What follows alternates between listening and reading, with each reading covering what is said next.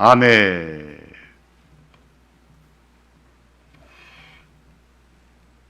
제 아내도 늘 아프고 사니까 할 말이 없습니다만, 저는 그리스도인인데 늘 아프고 사는 사람을 볼 때 참 안타까움을 많이 느낍니다.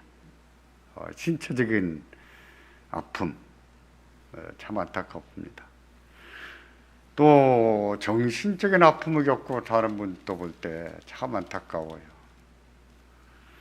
제가 첫날 말씀드린 것처럼 그 분이 갑자기 아파트에서 극단적 선택을 함으로 인해서 제가 많은 고민에 빠졌고, 그래서 이번에는 육신의 생각과 영의 생각에 대해서 강론하기로 마음을 정했습니다만, 저는 부목사 시절부터 그런 성도들을 많이 접했던 것 같습니다. 담임 목사님도 그런 일은 저한테 자주 맡기셨어요. 그래서 어떤 청년을 제가 업고 영인 정신과 병원까지 가서 입원시키고 이런 경험도 많이 있고, 또 다른 교회 목사님이 그 교회 청년을 저한테 보내면서 저한테 상담 좀 해주라. 그래서 또 상담도 하고 그런 경험도 있습니다.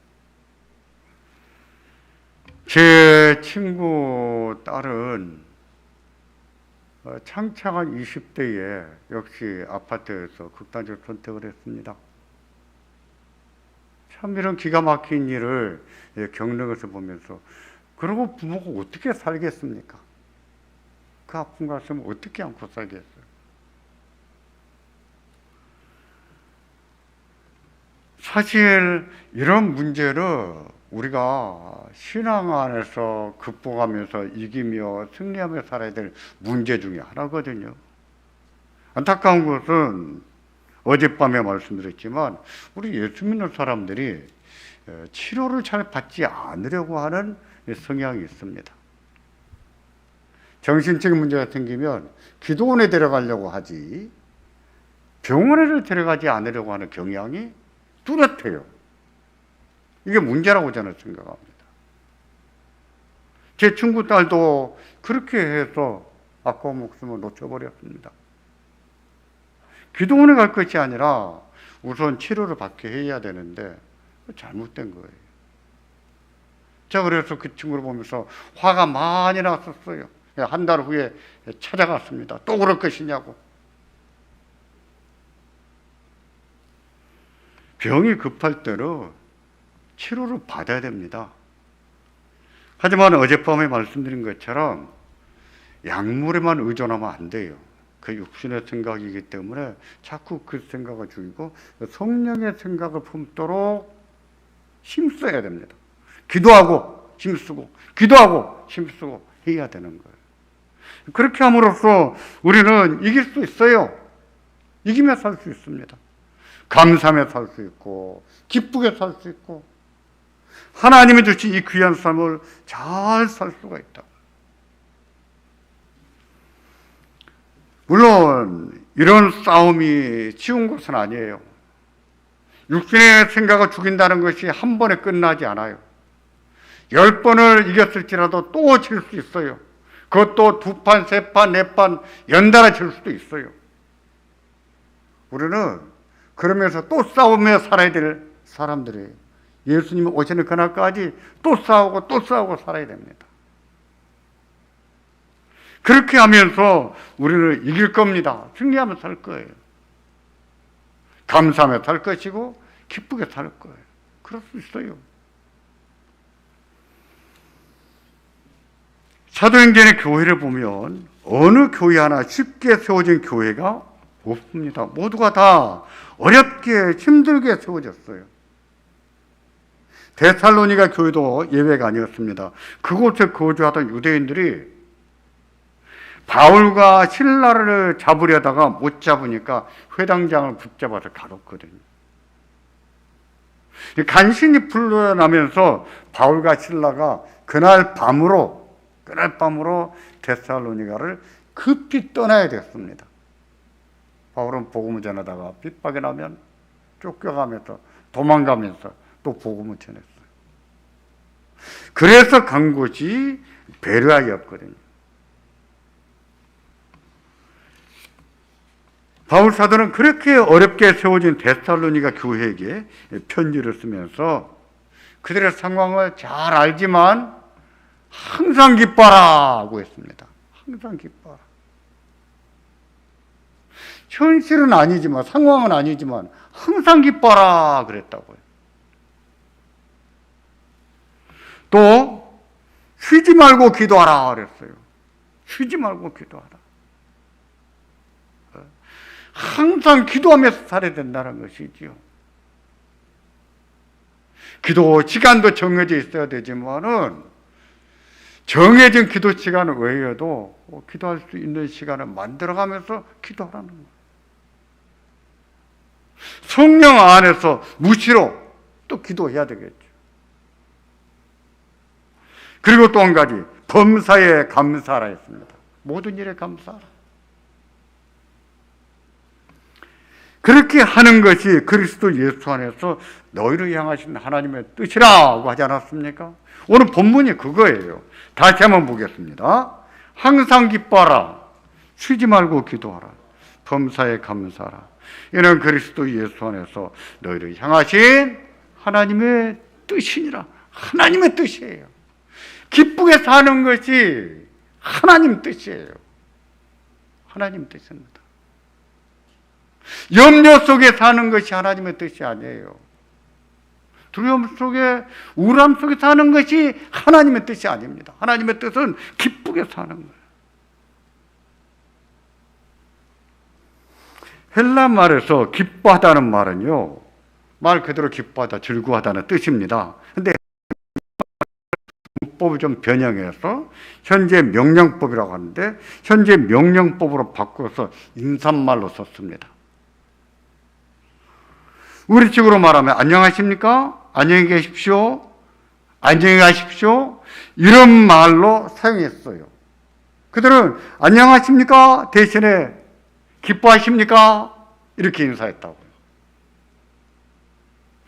안녕히 계십시오. 그 말을 대신에 기뻐하십시오.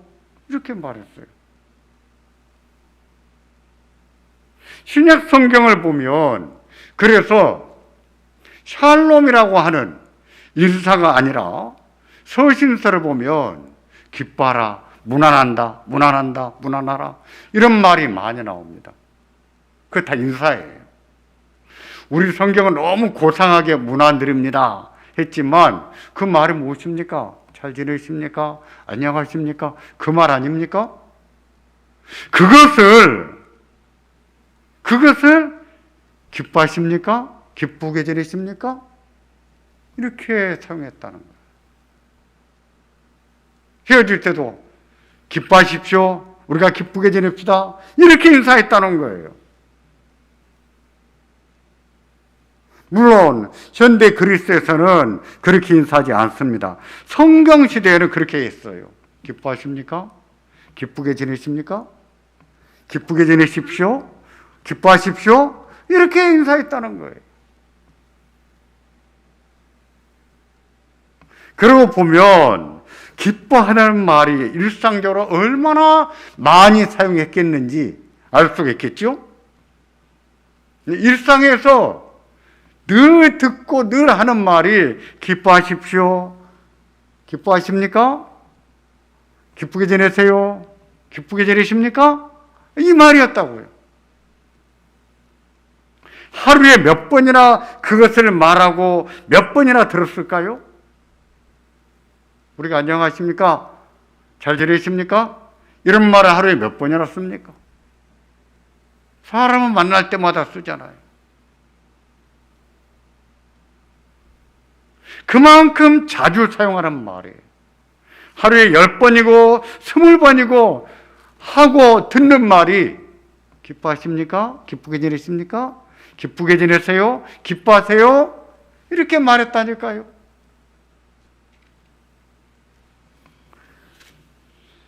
제가 헬라 사전에서 그런 사실을 알고는 야, 우리도 그렇게 인사하면 참 도움이 되겠다 하는 생각이 들었어요.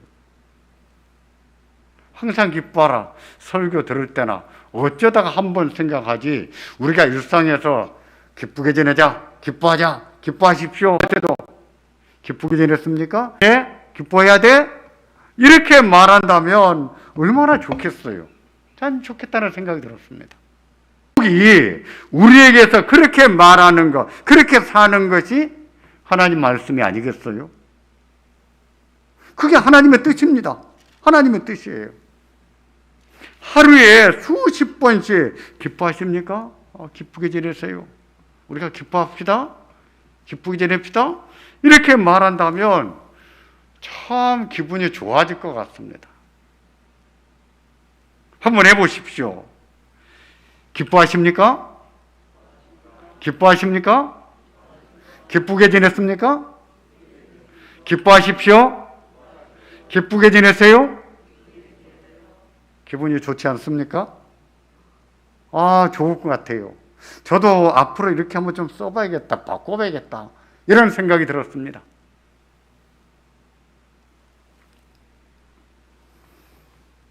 우리가 그렇게 인사하지 않는다고 해도 자기가 자기에게 하는 말로 항상 기뻐해야 돼. 형태가 기뻐해. 형태가 기쁘게 살아야 돼. 그렇게 말한다면 그 또한 얼마나 좋겠어요. 참 좋을 것 같습니다. 형태가 기뻐해. 기쁘게 지내야 돼. 기쁘게 살아야 돼. 자기가 자기에게 하루에 몇 번이라도 그렇게 말할 수 있다면 하나님 말씀으로 자기가 자기를 격려하는 것이죠. 하나님 말씀으로 자기가 자기에게 인사하는 것이고, 하나님 말씀으로 자기가 자기를 가르치는 것이 될 수 있죠. 그렇게 해볼 수 있다면 참 좋으리라 생각합니다. 그것은 무엇입니까? 하나님 말씀을 늘 듣는 것이고 하나님 말씀을 늘 깨닫는 것이 될 수 있겠죠. 그렇다면, 그렇게 한다면 하나님 말씀을 잊고 살다가 염려 속에 빠져들고, 하나님 말씀을 잊고 살다가 우울하게 살아버리고, 그런 것을 우리가 많이 예방하고, 다시 말해서 육신의 생각을 버리고 성령의 생각을 품고 살 수 있지 않겠느냐 말입니다. 예전에 산상보훈 설교가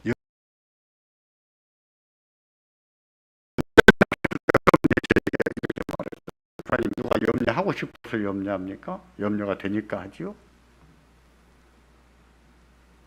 어처구니가 없습니다. 어처구니가 없습니다.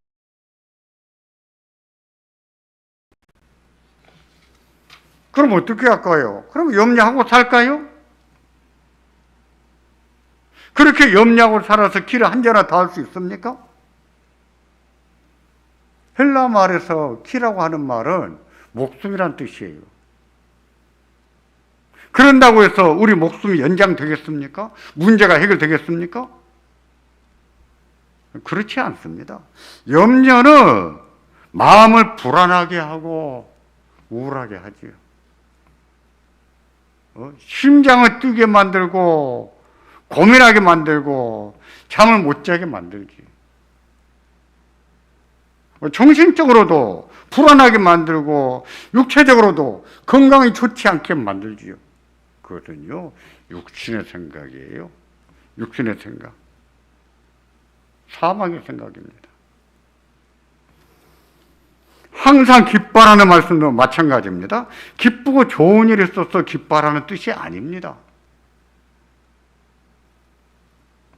우리의 현실은 기뻐하고 좋아할 만한 일이 없지만 기쁘게 살라는 뜻이에요.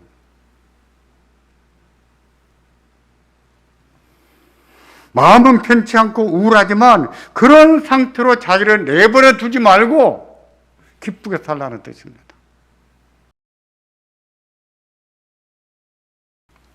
그렇게 함으로 염려와 우울한 마음을 이기고 기쁘게 살 수 있습니다. 우리는 얼마든지 성령 안에서 기쁘게 살 수 있어요.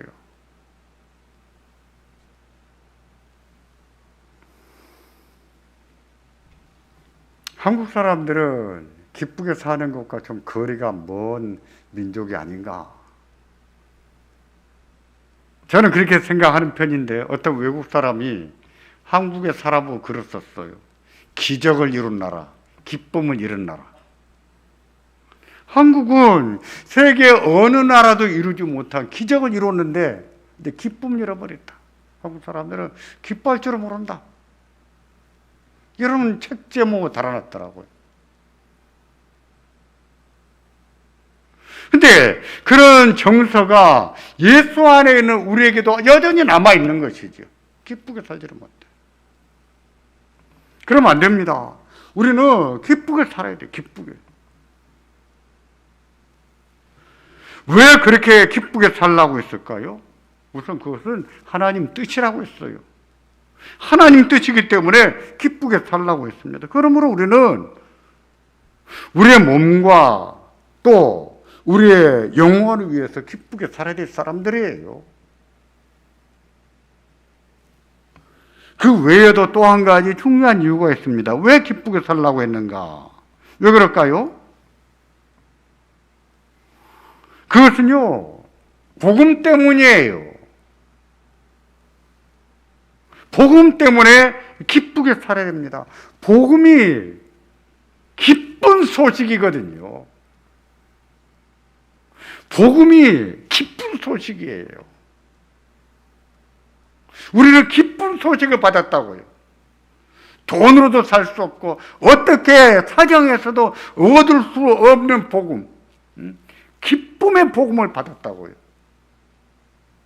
우리는 본질적으로 기쁘게 살아야 될 존재란 말입니다.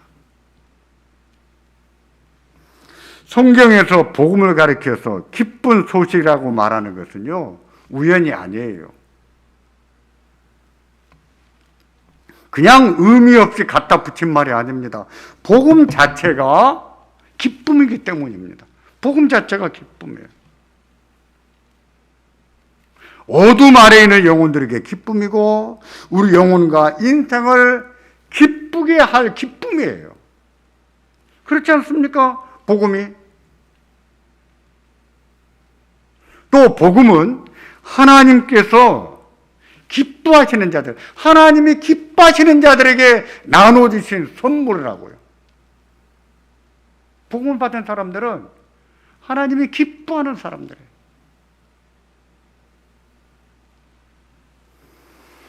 누가복음 2장을 보면 천사들이 들에서 양을 치는 목동들에게 나타났을 때였습니다. 천사들이 복음이 무엇인지 설명하면서 그와 같이 설명했어요. 2장 10절입니다. 같이 보겠습니다.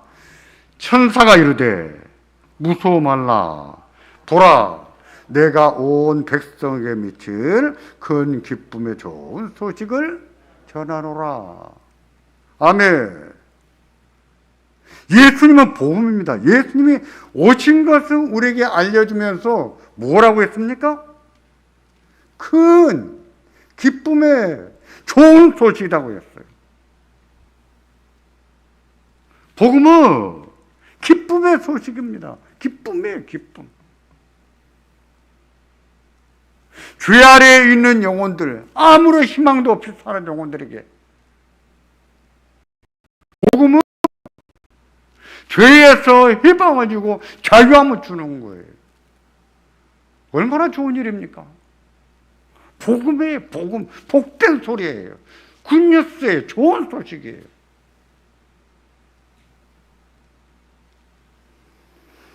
누가복음 2장 14절에서는 우리를 가리켜서 하나님의 기뻐하심을 입은 사람이라고 했습니다. 하나님이 누구한테 이것을 주시는가? 하나님의 기뻐하심을 입은 자들에게 주신다 그랬어요. 복음을 받았다고 하는 것은 하나님이 그 사람을 그만큼 기뻐하신다는 뜻입니다. 여러분은 그렇게 생각하십니까? 하나님이 나를 기뻐하신다 라고 생각하십니까? 하나님이 나를 사랑하신다, 예쁘게 보신다, 나를 기뻐하신다 라고 생각하시냐고요. 성경 그렇게 말하고 있잖아요. 우리는 기쁨의 좋은 소식을 받은 사람들입니다. 그러므로 좋은 일이 없어서 기쁘지 않다고 말하면 안 되겠죠. 속상한 일이 있고 하는 일이 잘 안 된다고 해서 기쁘지 않다라고 말하면 안 됩니다. 염려거리가 많아서 기뻐할 수 없다라고 말해서도 안 되는 거예요.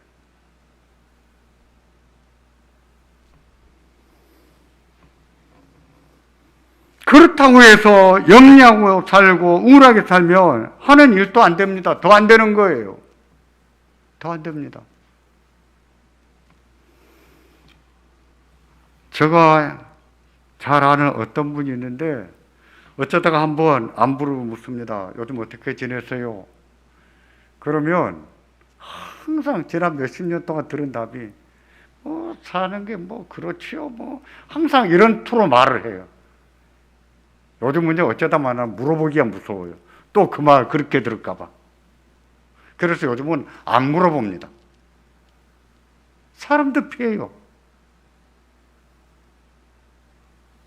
오히려 말입니다. 자신의 처지가 그렇지만 다윗처럼 여호와를 힘입을 줄 알아야 돼요. 하나님을 힘입을 줄 알아야 됩니다. 그래야만 하나님이 용기를 주시거든요. 그 용기를 가지고 기쁘게 살고 더 열심히 살아야 돼요. 더 힘내서 살고. 그게 무엇입니까? 성령의 생각이라고요. 더 기도하고 말입니다.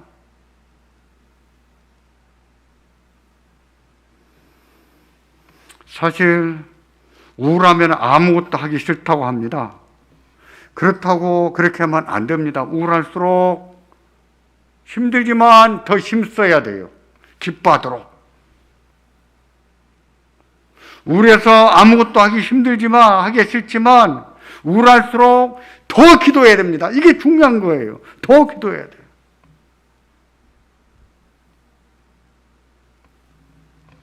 더 기도하는 것이 정말 중요합니다. 그렇게 함으로 기쁘게 살 수 있는 힘을 얻을 수 있거든요. 그렇지 않습니까? 기도하고 나면 힘이 나지 않습니까? 그런 거예요. 그래서 기도에 더 힘써야 되는 거예요.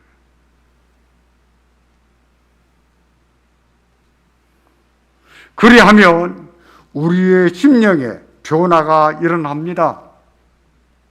염려의 마음을 이길 수 있는 힘, 우울한 마음을 이길 수 있는 힘, 기쁘게 살 수 있는 힘이 위로부터 하나님으로부터 임합니다. 그 힘으로 우리는 기쁘게 살 수 있어요. 어둠을 이기고 살 수 있어요. 더 기도하는 것이 중요해요. 저는 이번 3일 동안 설교를 하면서 설교를 듣는 여러분들 중에 그냥 이 말을 막연하게 뜬구름 잡는 소리쯤으로 들을까봐 우려가 많이 됩니다. 말이 쉽지. 그렇게 살기는 얼마나 힘든 줄 아십니까? 목사님 살아보세요. 이렇게 말할까봐 우려가 돼요. 목사님 그런 것은 다윗이 할 수 있었지. 저는 아니에요. 나는 안 돼요. 이렇게 말할까봐 걱정이 되는 거예요. 그러나 그렇지 않습니다. 성도라면 누구나 그렇게 살아야 됩니다. 그렇게 살면 하나님이 역사하세요. 하나님이 역사하세요. 우리가 왜 기도합니까? 그것 바라보고 기도하는 거 아니에요? 그렇습니다. 힘은 들어도 기도하고 나면 힘이 나요.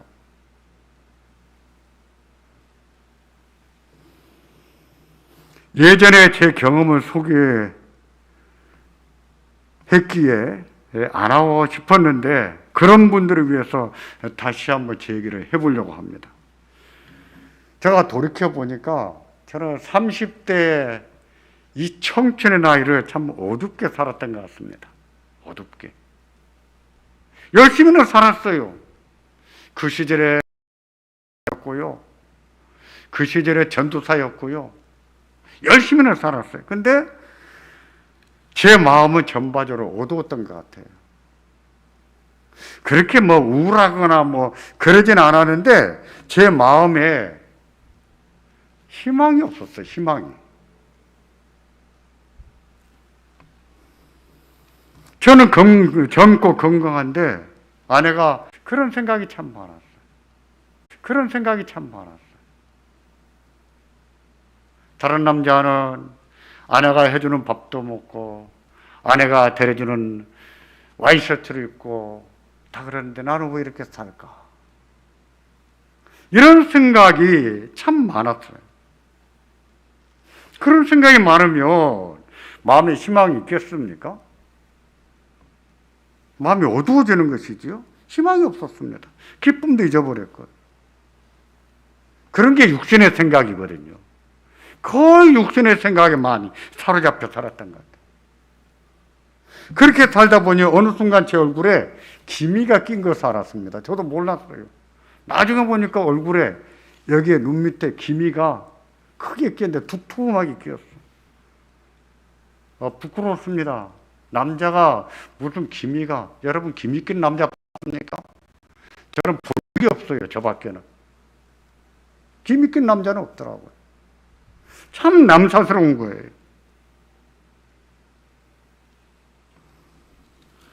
그래도 그 무렵에 제가 잘한 것이 있다면 딱 한 가지, 기도였습니다. 기도하는 것. 정말 기도에 많이 힘썼습니다. 새벽에. 희망이 없고 미래가 보이지 않았지만 새벽마다 하나님 앞에 나아가 기도했습니다. 교회 근처에 살지 않아서 제가 새벽 기도하는지 안 하는지 담임 목사님 몰라요. 근데 기도하러 다녔어요. 무슨 기도했을까요? 저는 지금도 제 기억에 선명하게 남아있습니다. 이렇게 기도했습니다. 하나님, 저에게 희망 좀 주십시오. 희망 좀 주십시오. 그런 기도를 주로 많이 했습니다. 어떤 날은 30분 기도하면 30분 내내, 1시간 하면 1시간 내내 하는 말이 하나님, 저에게 희망 좀 주세요. 희망 좀 주세요. 제 마음에 왜 이렇게 희망이 없습니까? 희망 좀 주세요. 그렇게 기도했습니다.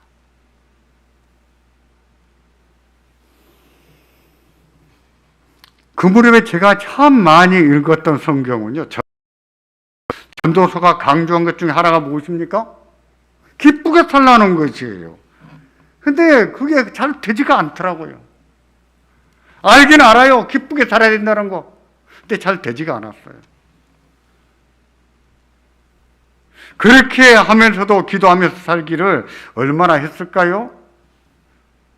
꽤 오래 걸린 것 같아요. 그렇게 지내던 어느 순간부터 하나님이 저에게 주신 인생을 제가 잘 받아들이게 되었습니다. 그래서 이렇게 생각했어요. 저 남자들은 저렇게 살고 이 남자는 이렇게 산다. 그 생각에 한 방에 정리가 되었습니다. 그래, 나도 이제 내 인생을 기쁘게 살자. 내 삶이 어떻든 기쁘게 살자. 재밌게 살자. 그리고 많이 웃고 살기로 마음을 먹었습니다. 어떤 날은 성경을 읽으면서도 혼자 저 자신을 진단했어요. 내가 지금 기쁘게 읽고 있는가? 어떤 날은 설교를 준비하면서 내가 지금 기쁜 마음으로 설교 준비하고 있는가? 저를 자꾸 점검해 봤습니다. 길 가면서도 내가 지금 기쁘게 걷고 있는가? 이런 생각도 했던 것 같아요. 지금도 기억이 납니다. 어떤 날은 거울을 보면서 씩 웃어봤어요. 그래, 그렇게 웃고 살아야 돼. 저한테 그렇게 말했습니다.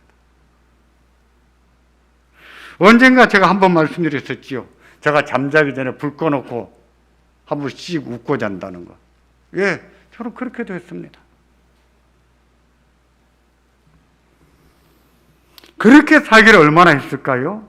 어느 날 제 얼굴에 보니까 기미가 다 벗겨지고 없는 거예요. 기미가 없었습니다. 마음의 어두움과 함께 기미도 다 날아간 것이죠. 다 사라져버렸어요. 그 서글픈 마음, 희망이 없다고 생각했던 그 마음, 그런 마음들이 다 사라져버렸어요. 그 뒤로는요, 제 마음에 희망이 없다, 이런 생각을 해본 적이 없습니다. 하나님, 제 마음에 희망 좀 주세요. 그런 기도를 해본 적이 없어요. 저는 그때 알았습니다. 아, 하나님이 참 많이 위로하시는구나. 하나님이 참 많이 도우시는구나. 그때 알았어요. 그래서 제가 늘 말씀드린 거예요. 고난이 큽니까? 아픔이 큽니까? 하나님은 위로가 큽니까? 뭐가 크다고 했습니까? 하나님은 위로가 훨씬 커요. 훨씬 큽니다. 정말 그래요. 왜 하나님께서 자기 자녀들에게 항상 기뻐라고 하실까요? 왜 쉬지 말고 기도하라고 하실까요? 왜 범사에 감사하라고 하실까요? 그렇게 사는 것이 생명이거든요. 그게 평안이거든요. 영의 생각이 우리에게 주는 것이 생명이고 평안이 아닙니까? 우리의 영혼이 평안합니다. 인생이 평안해지는 거예요. 인생이 밝아지는 겁니다. 그게 무엇입니까? 성령을 쫓아 사는 것이고 믿음으로 사는 거예요. 믿음으로 산다고 했을 때 거창한 것도 있지만 시시한 것도 있어요. 시시한 것이라고 해서 무시하면 안 됩니다. 그것도 얼마나 귀중한지 몰라요. 그것도 믿음으로 살아야 되는 거예요.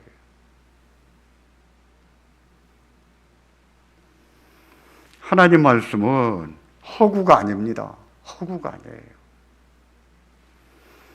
하나님 말씀은 공허한 메아리가 아닙니다.